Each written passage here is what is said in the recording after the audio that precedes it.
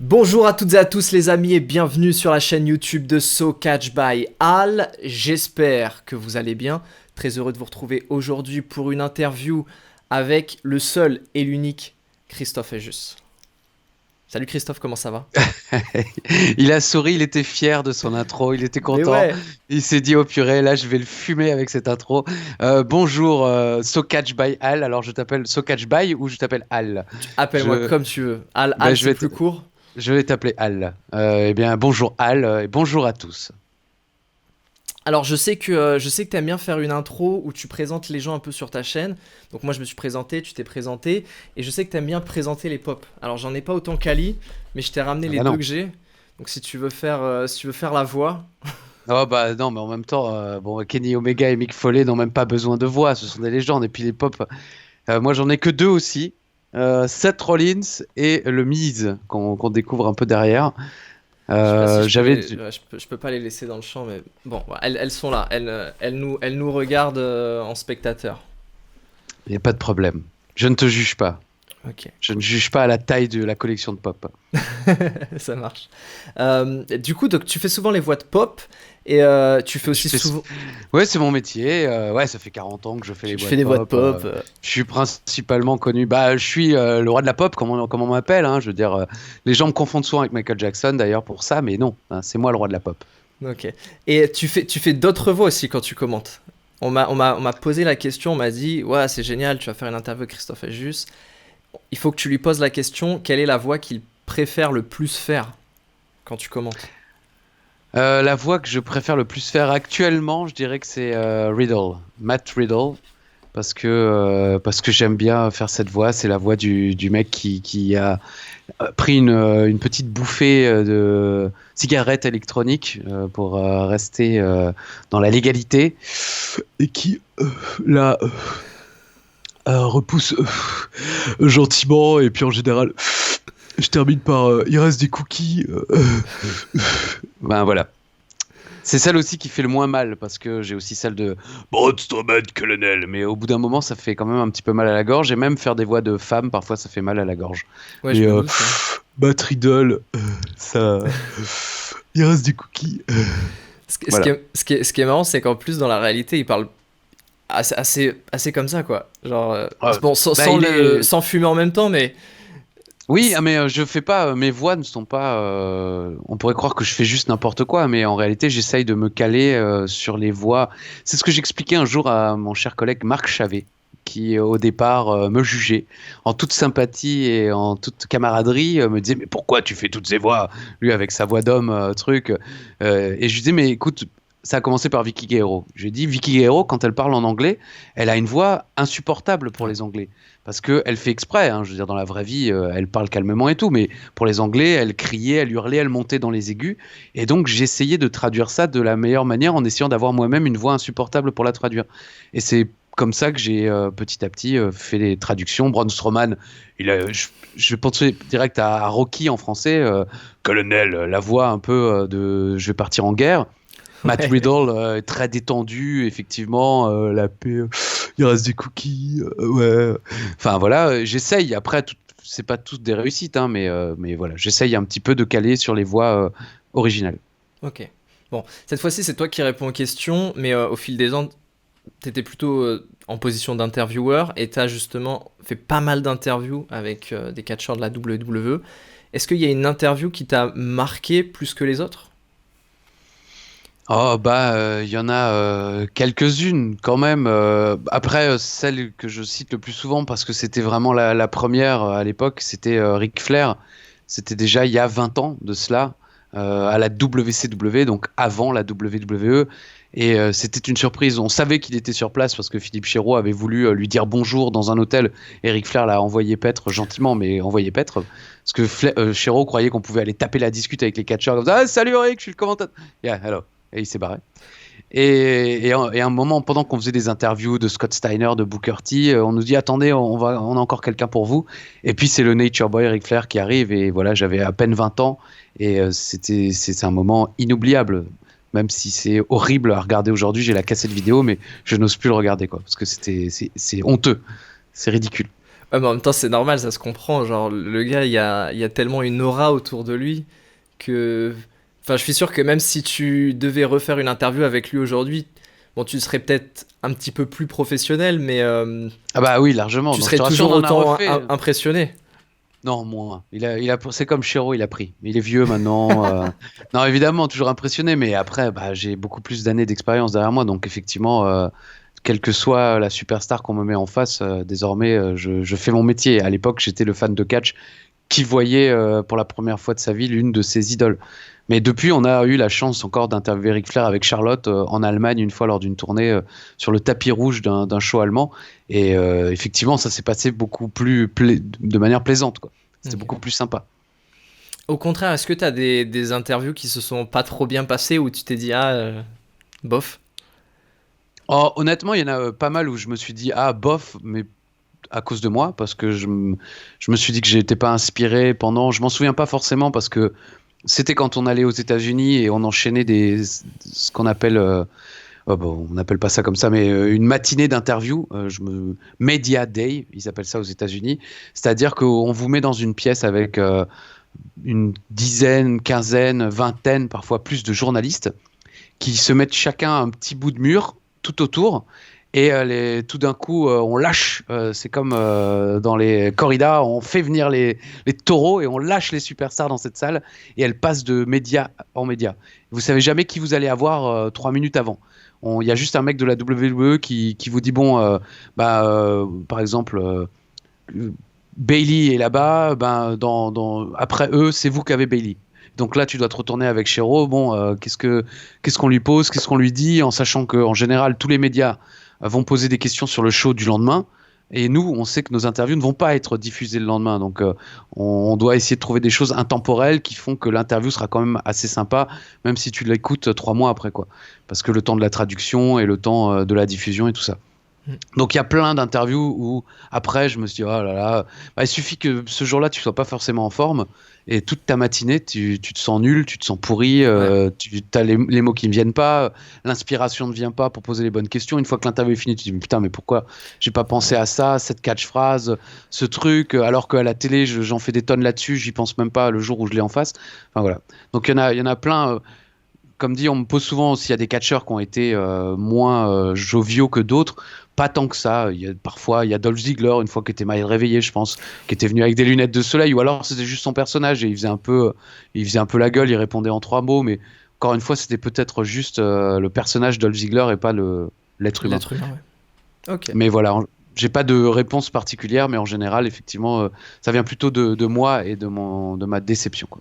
Mais c'est vrai que du coup, ça doit être très très dur, effectivement, d'improviser un truc qui est drôle, intemporel et pertinent Bon, quand on te dit, ok, oui, ah t'as bah, Bélec dans 3 minutes, en, quoi. en général, on arrive juste à être intemporel. C'est déjà parce que drôle et pertinent, même en travaillant, on n'y arrive pas forcément. Mais oui, c'est pas facile. Après, avec Philippe, on a cette chance où on a cette expérience qui fait qu'on peut se dire, allez, on pose une, deux questions dont on sait qu'on va les poser, et puis ensuite on y va, on joue sur notre bêtise à nous, et puis selon la réponse de la superstar, on va rebondir sur sa réponse, et si la superstar est pas inspirée, parce que ça peut arriver aussi, on a eu une fois une interview où Charlotte était encore un peu timide, et elle était assez surprise parce que d'habitude les journalistes sont assez sérieux face à eux, et d'avoir Chéreau et moi en face, ça l'a un peu décontenancé, je pense, donc on a dû en rajouter un peu plus, et enfin voilà. Mais en général, le fait qu'on soit deux aide quand même beaucoup. Est-ce que c'est. Est-ce que ça les fait marrer justement votre jeu, votre dynamique avec Philippe? Parce que tu disais c'est pas trop ce qu'ils ont l'habitude d'avoir. Est-ce qu'ils embarquent assez facilement dans votre histoire? Ouais, je pense que ça dépend des caractères. Honnêtement, la grande majorité, oui. Souvent, les jeunes superstars ont un peu plus de mal parce qu'effectivement, ça les surprend un peu et donc elles ont pas forcément tout de suite les réflexes de ah ben je vais sauter sur l'occasion. Je me souviens par exemple de Booker T il y a 20 ans dans les vestiaires de la WCW qui était très surpris par la dynamique entre Chéreau et moi déjà il y a 20 ans. Et il a fallu que moi j'arrache le micro de Chéreau et que je prenne mon courage à deux mains et je dise à Booker T ouais de toute façon Scott Steiner va te botter le cul. Et là le regard de Booker T a changé et il est devenu Booker T le catcheur Ouais. qui il a commencé à me parler à me remettre à ma place, quoi. Et l'interview est devenue un peu dynamique, mais et il était encore un peu jeune dans ce genre d'interview, Booker T. C'était vraiment le début de sa carrière de, comment dire, de champion du monde, en quelque sorte, où on le mettait en avant. Avant cela, il avait des interviews avec son frère, et puis principalement pour des interviews backstage fédération, mais pas forcément avec des journalistes étrangers. Et j'ai remarqué que c'est souvent un peu le cas. Les jeunes superstars ont un peu de mal. Les autres, bah, elles sont détentes. Ça fait des années qu'elles font ça. Elles ont vu tous les journalistes du monde, et elles peuvent du tac au tac. Charlotte Flair, par exemple, j'en parlais tout à l'heure. La première fois, elle était un peu étonnée. La deuxième fois qu'on l'a eu en interview, c'était pour un truc à Londres pour nos amis de Touquet. Et elle m'avait fumé sur place pour une de mes réponses, à tel point d'ailleurs que des gens avaient repris ce live qu'on avait fait sur Facebook aux États-Unis pour dire oh, regardez Charlotte Flair qui détruit un fan de Becky, enfin voilà, des choses comme ça. C'est souvent voilà, une question d'expérience. Tu parlais de la WCW, c'était il y a 20 ans, donc t'as vraiment... Enfin, tu connais le catch depuis Je suis très vieux. longtemps. Je suis vieux. Quelle est la période du catch qui t'a fait le plus vibrer? Bah, comme tout le monde, quand j'étais petit, quand j'ai découvert ça. Bon, après, tout le monde ne découvre pas forcément le catch petit, mais moi, j'ai découvert ça. Pardon, le Coca Zéro. J'ai découvert ça quand au milieu des années 80, donc t'étais même pas né, hein, mon pauvre So Catch by Al. Et donc moi voilà, c'est Macho Man Randy Savage, c'est André le Géant, c'est Ted DiBiase, c'est Édouard Carpentier aux commentaires aux côtés de Guy Auré sur Canal+. C'est cette période-là évidemment où j'ai le plus vibré, mais après j'ai eu plein d'autres périodes, comme dit la WCW, l'Attitude Era, la WWE, la ECW, et puis ensuite le côté euh, faire partie du truc, commenter les shows, quoi. Donc, mais évidemment, ma Madeleine de Proust à moi, c'est mes souvenirs de gamin, quoi. Et si tu devais citer une ou quelques-unes des superstars qui te font kiffer à l'heure actuelle, t'as quel nom qui te vient en tête? Bah, moi, je suis très aérien, rapide, prise de risque et ce genre de catch. Donc, j'aime beaucoup Finn Balor, par exemple, même si effectivement il était à la NXT, j'ai la chance de pouvoir commenter 1 heure de NXT toutes les semaines sur la chaîne L'équipe. Euh, il y a Kevin Owens, bien sûr. J'aime beaucoup Seth Rollins. J'adorais son personnage de Messi, à la fois pour le plaisir de pouvoir le traduire, d'inventer un univers aussi musical. J'aime chanter, donc je chantais des vieilles chansons. J'ai été servant de messe, comme on dit en Alsace, c'est-à-dire enfant de chœur quand j'étais plus jeune, donc c'est-à-dire j'aidais pendant les messes. Bon, ça n'a pas duré longtemps, hein, j'ai très vite quitté le truc. Mais j'ai quand même quelques souvenirs du catéchisme et tout ça, donc j'aimais bien improviser des chansons sur Seth Rollins. Mais voilà, les mecs où ça va vite, dont je sais que les matchs vont être rapides et avec des prises de risque, quoi. Les Ricochet, les Ali, les Sami Zayn. Mais à côté de ça, j'aime aussi beaucoup le travail de Roman Reigns et ce qui se passe principalement en ce moment à SmackDown, Big E. Ouais, Enfin, SmackDown, je trouve ça vraiment bien actuellement. j'aime beaucoup aussi, ouais. Je trouve que c'est un bon programme. Est-ce que tu as réussi à garder la magie et la passion du catch en étant commentateur en fait? Parce que c'est aussi un métier, ce qui veut dire que des fois tu as aussi des contraintes. C'est surtout un métier, je vais te dire. Non, parce que c'est un travail malgré tout. Mais oui, oui, bien sûr, il y a des contraintes.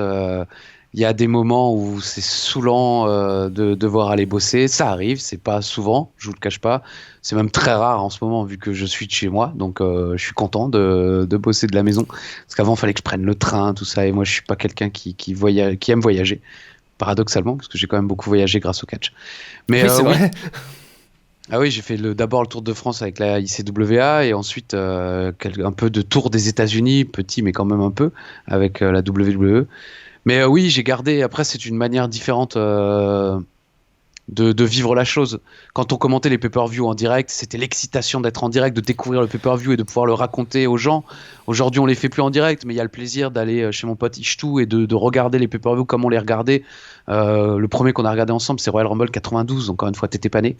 Mais tu vois, je veux dire, c'est fou de se dire qu'on a 40 ans et que toutes ces années après, on est encore comme des gamins à regarder le pay-per-view, à attendre ce qui va se passer et tout ça. Donc, c'est des manières différentes d'apprécier cette magie, mais ouais, c'est encore là, quoi. Je pense que ça sera jusqu'à mon dernier souffle. Oh, ça fait plaisir à entendre.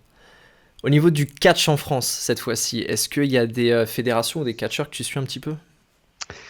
Malheureusement, non, pas vraiment. Je suis par la force des choses parce que je les suis sur les réseaux Tristan ou Senza, parce que bah, je suis suffisamment jeune, mais déjà vieux pour les avoir commentés en vrai.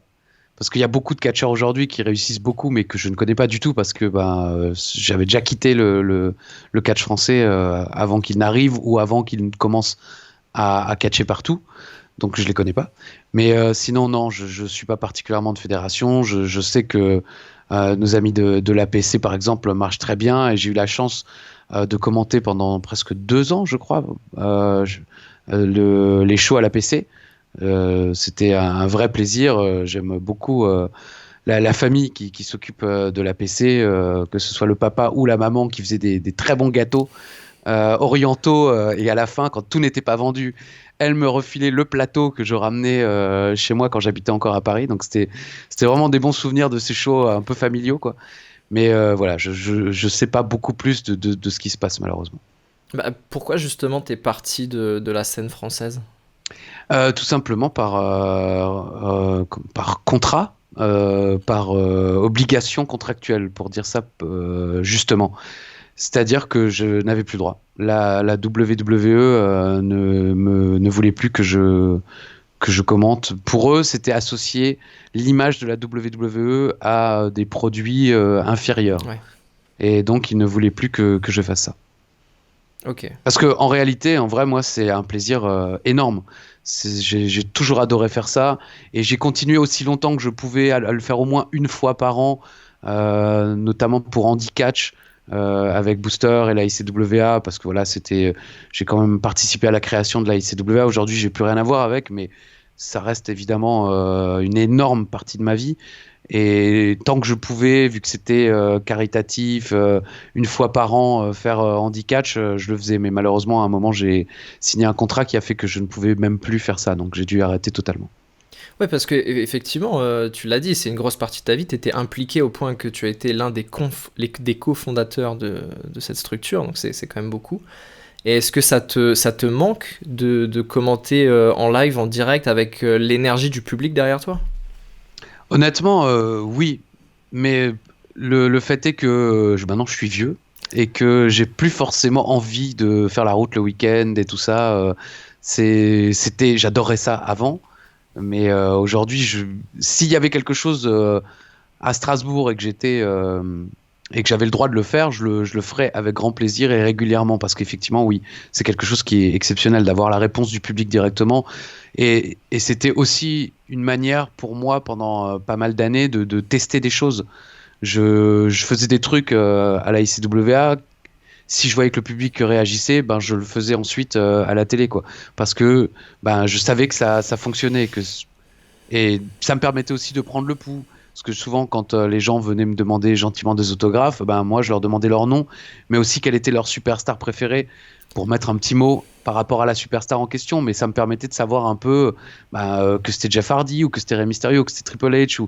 Et donc aussi, pour les commentaires, ça me permettait d'adapter un petit peu, et puis de voir un peu ce que les gens appréciaient, quoi.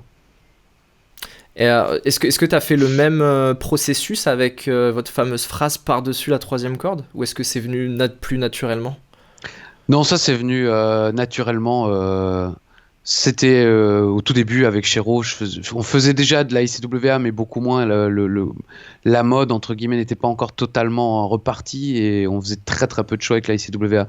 Mais non, par-dessus la troisième corde, c'était l'envie de, d'avoir une catchphrase avec Shero. Très vite, bon, c'est des choses, les catchphrases, c'est pas que au catch, hein. Nagui a son bonjour, bonjour, bonjour, il dit 3 fois bonjour, il dit 3 fois au revoir dans chaque émission qu'il fait.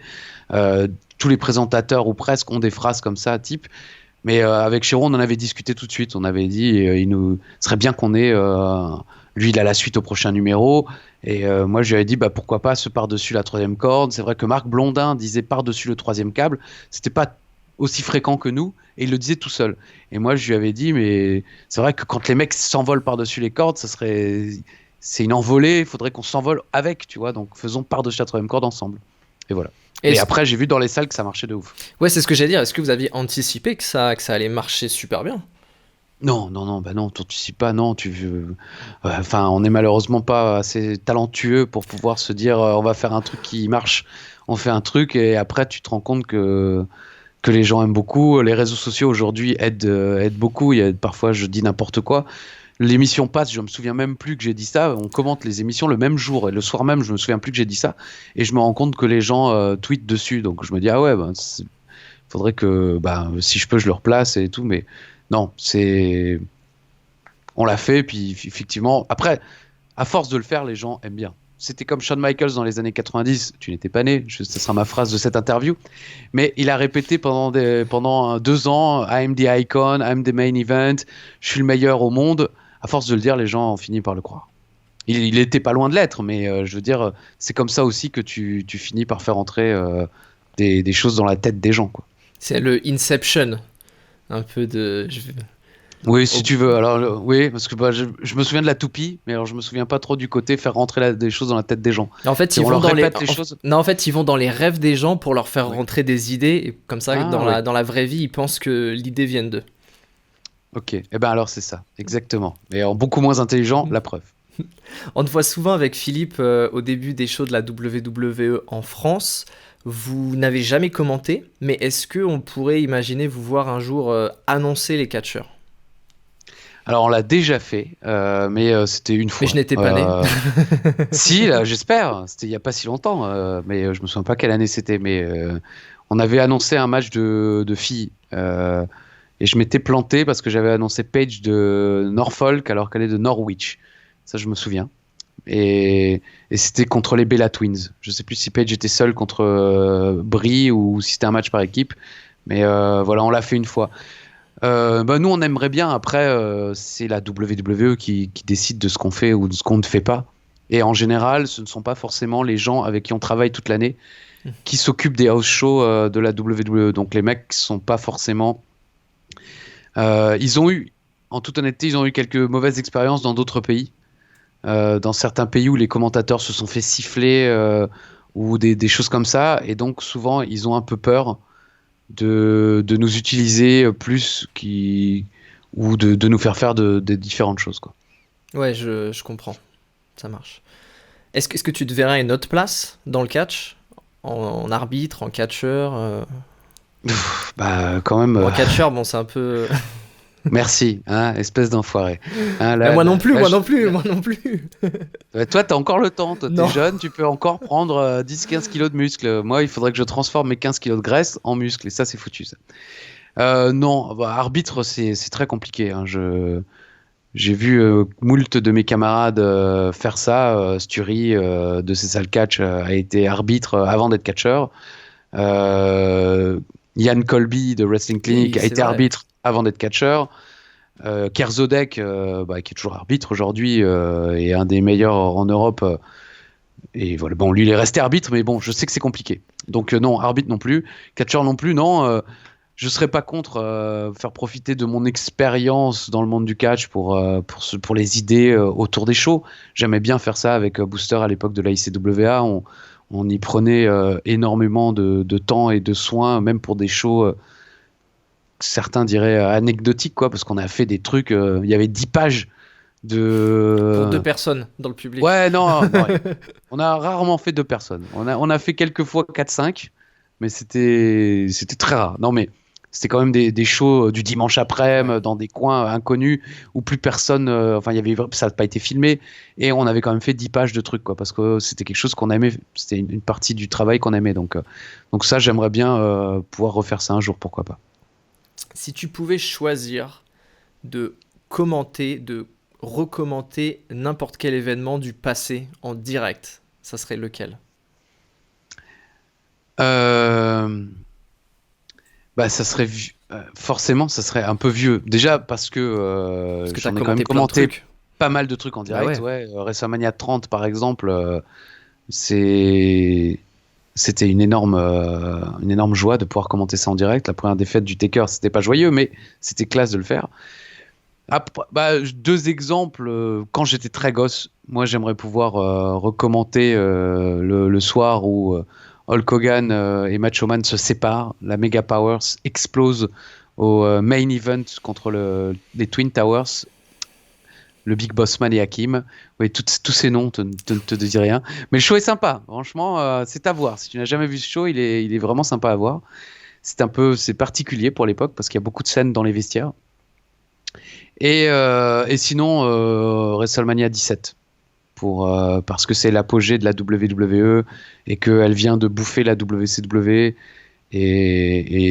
Voilà, je me souviens avoir écouté ce show parce qu'il n'y avait pas de vidéo en direct à l'époque. Donc j'ai écouté les commentaires de Jim Ross et Paul Heyman en direct sur Internet pour WrestleMania 17. Ça doit être trop bizarre d'écouter un match de catch. Je crois que je l'ai jamais fait. Oh bah si, tu as dû le faire sans t'en rendre compte parce que si tu t'es pas forcément, on est dans une période où on n'est pas toujours devant l'écran qu'on est forcément en train de regarder. On est sur son téléphone ou sur sa tablette ou autre chose, donc tu as peut-être écouté. Mais bon, là, en l'occurrence, je faisais que ça. J'avais mon écran d'ordi et il y avait que le son. Et c'était par Real Player. Je sais pas si ça existe encore, Real Player. C'était une manière assez petite au niveau de la taille pour diffuser du son.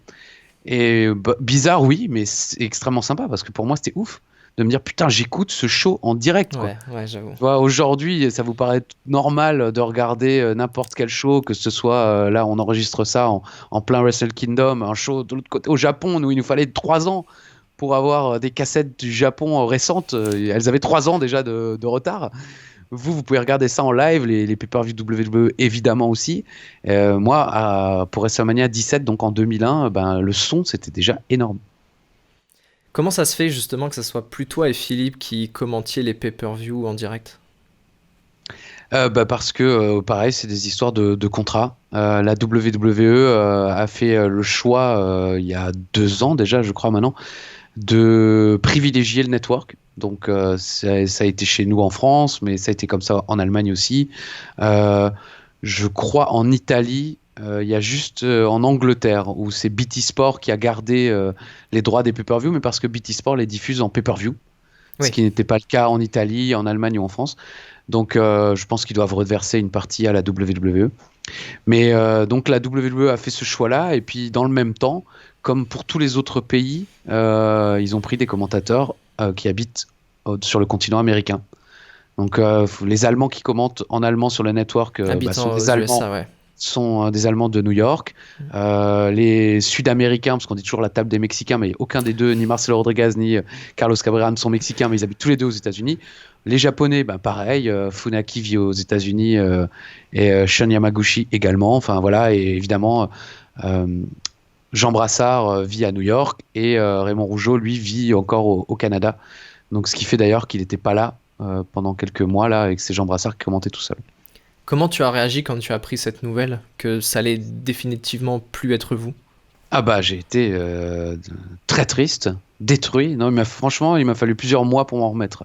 C'est con, mais ça faisait partie de mon truc. Et puis comme je rigolais avec Chéreau la semaine dernière encore, on était parti de WrestleMania en serrant la main de tout le monde, en disant on se revoit à SummerSlam. Et 2 semaines avant SummerSlam, on nous apprend que non seulement on n'y va pas, mais qu'en plus on les commentera plus et que c'est fini, que ça s'arrête, et on l'a appris vraiment du jour au lendemain, quoi. Donc ça a été un choc parce que ça faisait partie de mes rares joies dans ma vie. Donc c'était pour moi un vrai truc de joie, quoi. Après c'est très égoïste parce que la WWE a vécu avant moi, elle vivra après moi et elle vit même pendant moi.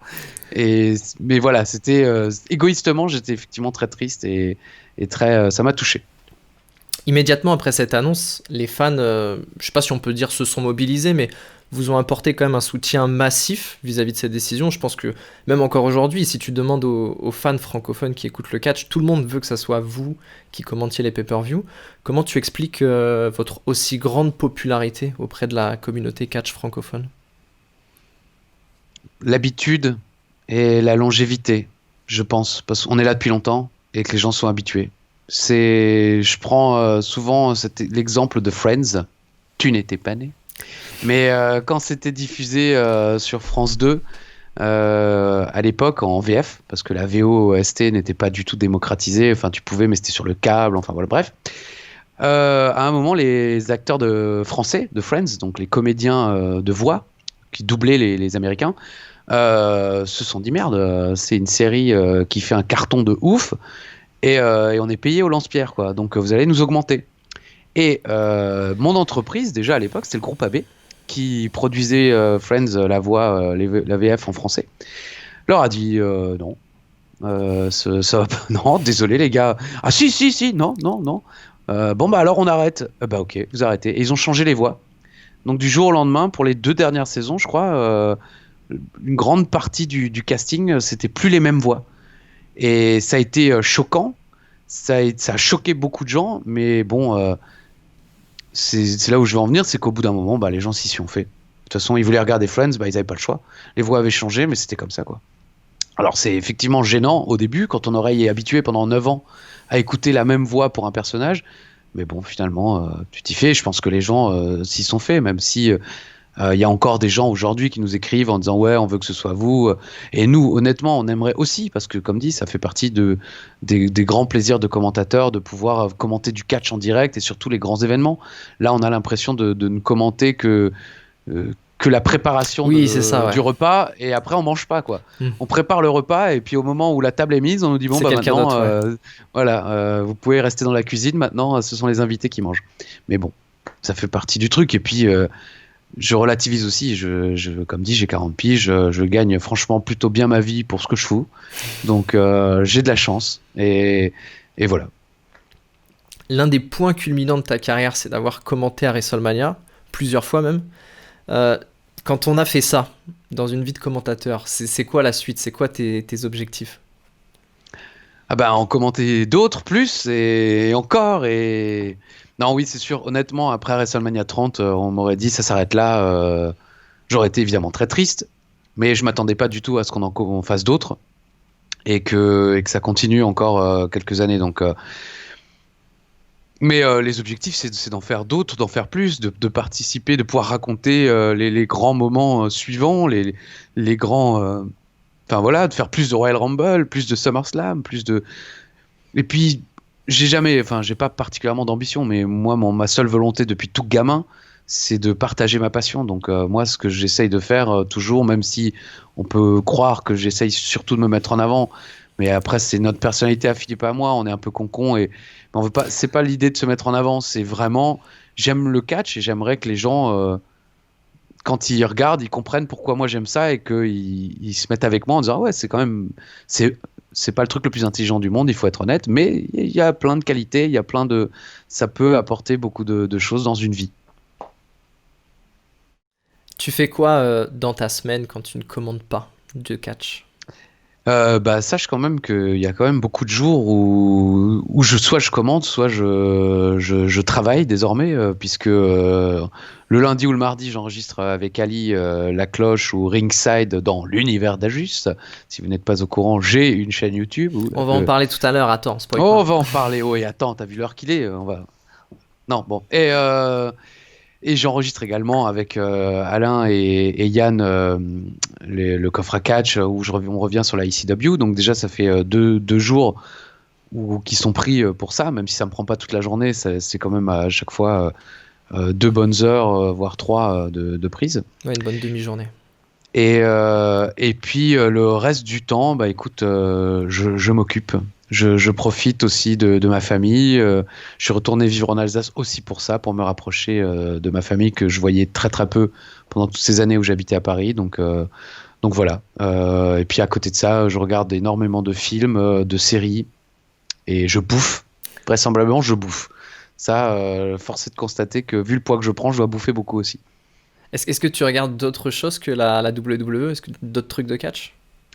En ce moment, peu. Franchement, c'est une anecdote que je cite souvent, mais quand j'avais ma newsletter au départ, donc en fin des années 90, tu n'étais pas né? Non. Enfin, si, ça y est, non, toujours pas? Putain. Non. Si, non, pardon, fin des années 90, si, je suis né. Je suis né. Je suis né. Il est né, le divin enfant. Si, au début de Je- ta newsletter, j'étais né. C'est Ah bon, 98 ta newsletter? 17 même. Ah, j'étais né. Il était né. Bon, ben voilà. J'ai eu la chance d'interviewer Marc Blondin, grand, immense commentateur de catch qui a une carrière, mais 10 fois plus gigantesque que la mienne, parce que lui, les Saturday Night Main Event que moi je regardais à la télé quand j'étais gosse, lui était dans les vestiaires en train d'interviewer Hulk Hogan, Macho Man, André le Géant et tout ça. Donc, truc de fou. Et il avait eu la gentillesse de répondre à une interview par Internet. Alors, par Internet, non. Moi, je lui avais envoyé les questions par Internet, lui, il me les a renvoyées par fax. Je sais pas si vous vous rendez compte. Donc, et l'une de mes questions, c'était est-ce qu'il regardait autre chose que la WCW, puisqu'il commentait la WCW à l'époque. Et il m'avait dit non. Et moi, du haut de mes 17-18 ans, mais putain, mais c'est quoi ce commentateur, le mec qui regarde que la WCW, mais il est nul, c'est quoi ce truc, quoi. Mais en fait, avec l'âge, je me rends compte que ouais, quand tu commentes là actuellement avec l'équipe 3 heures, avec Chéreau 3 heures aussi, ça fait quand même 6 heures dans la semaine de catch commenté. Ça paraît pas beaucoup sur une semaine, mais c'est quand même déjà beaucoup. J'ai plus forcément la force d'aller regarder effectivement de la New Japan, Impact, AEW, tout ça. Est-ce que, en plus de ton métier de commentateur, tu as déjà réfléchi à d'autres choses? Te tourner vers la radio, vers présenter une autre émission télé? Est-ce que c'est des choses qui t'ont effleuré l'esprit? Ah, effleurer l'esprit, oui, mais malheureusement, il faudrait que ça effleure l'esprit de quelqu'un d'autre, c'est-à-dire des gens qui sont responsables. Et ça, malheureusement, j'ai bien peur que ça n'effleure l'esprit de personne. J'adorerais faire de la radio, c'est quelque chose que j'ai toujours aimé faire. Déjà, quand j'étais gosse, je faisais des émissions de radio pour moi tout seul, le samedi après-midi chez mes parents avec le tourne-disque. Je mettais un enregistreur de cassette audio et je faisais mes propres lancements. Et oui, maintenant on écoute Jean-Jacques Goldman avec Je te donne. Et je lançais le tourne-disque et voilà, je faisais ça tout seul. J'ai eu la chance de faire un peu de radio à Strasbourg pour France Bleu Alsace dans l'émission Le Père Caloteur, ça s'appelait ainsi. C'était une sorte de grosse tête version France Bleu Alsace, où j'avais été invité et visiblement j'étais pas mauvais, donc ils m'ont fait revenir en tant que chroniqueur, quoi. Et mais ça n'avait duré que 6 mois, une demi-saison, parce qu'après l'émission s'était arrêtée. Mais voilà, non, j'aimerais bien faire plein d'autres choses, mais malheureusement j'ai bien peur que soit je suis vraiment trop bon en tant que commentateur de catch et les gens pensent que je suis comme à la télé, donc c'est-à-dire un peu con et lourd et beauf. Ce que nous avait dit Cyprien, la star des internets, quand on l'avait rencontré, au bout d'une demi-heure de conversation, il m'avait dit mais en fait t'es pas un gros cool. beauf. Ouais. Ouais, non, il est pas allé jusqu'à cool quand même, mais il est allé jusqu'à dire que j'étais pas un gros beauf. Et je dis bah oui, pourquoi Ah non, parce qu'en écoutant tes commentaires, on dirait. Je dis, mais attends, c'est du spectacle. Je joue le méchant, je joue le. Enfin bref. Donc certainement que les gens qui s'occupent de donner des responsabilités de ce genre-là doivent penser ça de moi. Je ne sais pas, ou alors je suis vraiment pas bon, ce qui peut être aussi une raison. Bah, on retrouve cet aspect un peu radio, un peu émission, un peu faire autre chose justement dans ta chaîne YouTube, l'univers des justes, tu l'as mentionné tout à l'heure. Qu'est-ce qui t'a motivé à ouvrir cette chaîne YouTube? Oh bah toujours le même truc, hein. L'envie de parler de catch, de partager la passion. Ça fait des années que je veux faire ça, mais je suis nul, je suis incapable de faire un truc tout seul, moi. Donc à la base, j'avais commencé à faire des pronos sur la page de Sturi, enfin la page sur C'est ça le catch, Ouais. la chaîne pardon de Sturi. Et pareil, après il y a eu un contrat qui faisait que je ne pouvais plus le faire. Donc j'ai dû arrêter. Voilà pourquoi j'avais arrêté avec Sturi. Et puis ensuite, je me suis dit, mais par contre, je pourrais créer ma propre chaîne et ne pas parler d'actualité. Je donne mes pronostics sur les réseaux sociaux, mais ça, il n'y a pas de problème, j'ai le droit de le faire. Mais je ne voulais pas être sur une chaîne et parler de ce qui se passe aujourd'hui. Donc parler de vieilles choses ou de ma carrière pour la cloche. Donc, le fait est que Ali de Catch Club habite à Strasbourg. Moi, j'habite à Strasbourg, donc voilà. Et comme j'ai jamais rien su faire seul, ça tombe bien. Non, mais c'est vrai. Ma newsletter, j'avais mon pote Naniwa. Là, j'ai Ali de C'est ça le catch. Pour les magazines, j'avais Jérôme Pourrut qui avait créé le magazine. Bon, ça, on l'a pas fait ensemble, hein. Il l'a très bien fait tout seul. Mais bref, j'ai jamais rien fait tout seul. Je suis incapable de faire de quoi que ce soit tout seul. Est-ce que tu vas faire de nouveaux épisodes de ta série La Cloche? Parce que je crois que le dernier épisode, c'était fin octobre. C'était le live spécial. Bah, Et on a respecté en quelque sorte le confinement. Mais sache que oui, là, il y en a, on en a enregistré un hier. Donc, je ne sais pas quand sortira cette vidéo, mais peut-être qu'il sera déjà sorti, en l'occurrence. bon, top. Et est-ce que tu as d'autres projets vidéo sur ta chaîne? Parce que tu le disais, t'es un peu, tu parles de, donc tu racontes ta vie de commentateur, tu reviens sur des vieux shows, tout ce qui est ECW, et t'as un autre petit truc style anecdote. Est-ce que tu prévois de développer d'autres choses à côté? Bah, pendant le deuxième confinement, on a commencé une émission qu'on a appelée Ringside avec, Oui, c'est-à-dire des interviews. On a interviewé Gauvin de Camelot, Aurélien Porteau, le comédien qui joue Gauvin en Camelot. On a interviewé Adam, le le rigolo, rigolo. qui, bon, moi j'avoue, je ne le connaissais pas particulièrement, à part qu'on se suivait sur Instagram, mais je ne connaissais pas son univers, mais bon, j'ai été surpris quand même, 19 ans, le mec est très intelligent, très sérieux, et s'exprime très bien, donc c'était une très bonne surprise, et on aimerait continuer ça. J'ai déjà contacté, par exemple, Merwan de Top Chef, ou des gars comme ça qui, ben, comme j'aime à dire, qui s'en sont sortis, qui sont fans de catch, mais qui ont réussi leur vie, contrairement à Ali ou à moi ou à toi, mon cher Sokatch. Mais donc voilà, j'aimerais bien continuer à interviewer parce que notre communauté, je pense que tu seras d'accord avec moi, souvent aime s'autoflageller. On ne s'aime pas beaucoup, parfois entre nous ou parfois nous-mêmes. Et j'aime bien quand même montrer que bah, il y a des fans de catch qui se cachent partout finalement. Ils le disent pas toujours, mais il y a des gens. Je me souviens de Marie-Lou Berry, par exemple, avec qui on a tourné Les Reines du Ring, qui est une actrice, réalisatrice qui quand même marche très bien en France et qui aime beaucoup le catch et qui, je sais, en regarde encore parfois. Alors, elle n'est pas fan comme nous, mais elle aime bien ça et elle était très heureuse quand on était sur le tournage. Enfin, elle voulait des vidéos et tout avec Philippe et moi, par-dessus la troisième corde. Enfin, voilà, elle était complètement folle. Eh ben écoute, merci Christophe, merci pour cette interview, ça m'a fait super plaisir. On peut te retrouver sur Twitter, @CJusILD. Alors ça veut dire quoi ILD? I look drunk parce que quand j'étais plus jeune, je ne buvais pas d'alcool et les gens disaient de moi que j'avais l'air bourré sans que je bois parce que j'ai toujours été un peu concon. Donc et c'était mon premier pseudo justement pour ma newsletter. Je m'appelais Chris I look drunk. Ok. Sur YouTube, tu l'as dit, c'est l'univers d'Ajus. Et sur Instagram, c'est NWO Ajus, tout simplement. Exactement, bah oui, tout à fait. N'hésitez pas, hein, évidemment, à me suivre, à suivre la chaîne de Sokatch Baal, à mettre la clochette, tout le bordel. Enfin, vous êtes jeunes, La vous savez clochette, ce c'est qui se chez toi. passe. Oui, mais la clochette aussi sur YouTube, C'est vrai. non? Ouais, Ah oui, bah, oh là bien là, sûr. le mec, il sait même pas ce qui se passe sur YouTube, quoi. Le gars, Si, il a mais 12 ans. les gens font ce qu'ils veulent, tu vois. Ils mettent pas. Bon. C'est mieux s'ils mettent. Mais s'ils mettent pas, on leur en veut pas. Ah, il est gentil. Bon, ben merci beaucoup. On peut te retrouver tout. Alors sur AB1, je connais les horaires. C'est les mercredis et les samedis à 20h50.